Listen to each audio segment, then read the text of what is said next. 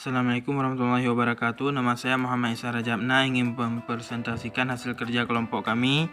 Materi saya tentang pengertian nuzul Al-Quran. Nuzul Al-Quran merupakan peristiwa diturunkannya wahyu Allah Subhanahu wa taala, yakni Al-Quran kepada malaikat Jibril alaihissalam secara berangsur-angsur. Nuzul Al-Quran terjadi pada 17 Ramadan di Gua Hira pada tahun ke-41 kelahiran Nabi Muhammad SAW. Saat itu Nabi Muhammad SAW menerima wahyu 5 ayat dari surah Al-Alaq. Sekian dari saya, akan dilanjutkan oleh Muhammad Fadlan. Tahapan turunnya Al-Quran. Menurut para pendapat Muslim, terdapat 3 tahapan nuzul Al-Quran hingga ke Rasulullah Muhammad SAW, yakni: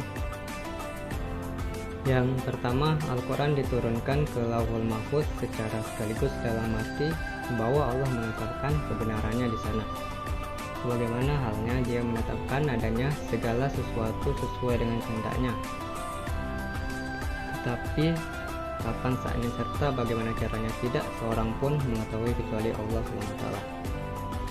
Sesuai dengan firman-Nya dalam Al-Quran surah Al-Buruj ayat 21-22 yang artinya, bahkan yang didustakan mereka itu ialah Al-Quran yang mulia yang tersimpan di Lauhul Mahfuz. Yang kedua, Al-Quran turun dari Lauhul Mahfuz ke Baitul Izzah di langit terdekat dengan bumi ini. Banyak dalil yang menerangkan penurunan Al-Quran tahapan kedua ini. Di antaranya Quran surah Ad-Dukhan ayat 3 yang artinya, sesungguhnya kami menurunkan Al-Quran itu pada malam yang diberkati. Dan Quran surah Al-Qadar ayat 1 yang artinya, kami menurunkan Al-Quran itu pada malam Lailatul Qadar. Yang ketiga, Al-Quran turun dari Baitul Izzah di langit dunia langsung kepada Nabi Muhammad SAW. Tetapi turunnya kepada Nabi tidak sekaligus, melainkan sedikit-sedikit menurut keperluan, masa, dan tempat. Nuzul Al-Quran terjadi pada 17 Ramadan dalam Gua Hira di Mekah. Adapun dalil Al-Quran yang artinya, dan sesungguhnya kami telah menurunkan kepadamu ayat-ayat yang jelas, Quran surah Al-Baqarah ayat 99, dan Dialah yang menurunkan Al-Quran kepadamu. Di antara isinya ada ayat-ayat yang muhkamat, itulah pokok-pokok isi Al-Quran, dan yang lain ada ayat-ayat yang mutasyabbihat, Quran surah Ali Imran ayat 7.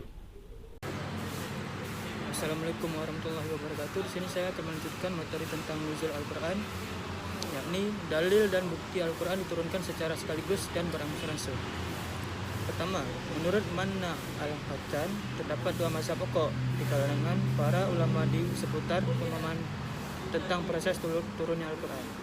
Pendapat pertama dari Ibnu Abbas pada riwayat-riwayatnya antara lain.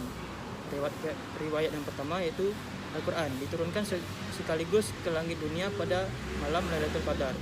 Kemudian setelah itu ia diturunkan selama 20 tahun. Riwayat kedua yaitu Al-Quran tidak dipisahkan dari Al-Zikr, lalu diletakkan di Baitul Izzah di langit dunia. Maka Jibril mulai menurunkannya kepada Nabi Muhammad SAW. Lalu riwayat yang ketiga, Al-Quran diturunkan pada malam Lailatul Qadar pada malam bulan Ramadan di langit dunia sekaligus. Lalu ia diturunkan secara berangsur-angsur. Kedua pendapat yang disandarkan pada Al-Syaibi bahwa permulaannya turun Al-Quran dimulai pada malam Lailatul Qadar di bulan Ramadan, malam yang diberkahi. Sesudah itu turun secara bertahap sesuai dengan peristiwa yang mengiringinya selama kurang lebih 23 tahun. Dengan demikian, Al-Quran hanya memiliki satu cara turun, yaitu turun secara bertahap kepada Rasulullah SAW dan dalil yang menguatkannya.